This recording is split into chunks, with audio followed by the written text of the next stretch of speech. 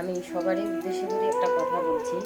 এই যে দেখেন বিশ্বকাপ ফুটবল খেলা আসছে, অনেক বন্ধু বন্ধু বন্ধু বা ভাই বোন সবাই কিন্তু মজা করে আমরা 1 মাস খেলাটা দেখবো এবং উপভোগ করবো। এই নিয়ে মেসি আর নেইমারকে নিয়ে কারো জীবন কেড়ে নিব, এটা কিন্তু ঠিক না।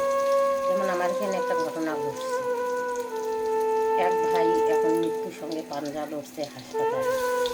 একটাই বলবো যে দেখো, খেলা হলো 1 মাসের জন্য, আর বন্ধু আজীবনের জন্য। আজকে তুমি বন্ধু বিপদে পড়বা, এই বন্ধু দেখবে, কিন্তু মেসিও আসবে না দেখতে বা নেইমারও আসবে না। তবে কেন আমরা অযথা ওদেরকে নিয়ে নিজের জীবন এইরকম করে ঝুঁকি নেব? এটা কিন্তু ঠিক না, এটা একদম ঠিক না। হ্যাঁ, 1 মাস খেলা আসছে, দেখবো, আনন্দ করব, এবং এটা করব যে যে মেসির সাপোর্ট তাকে উৎসাহ দিব।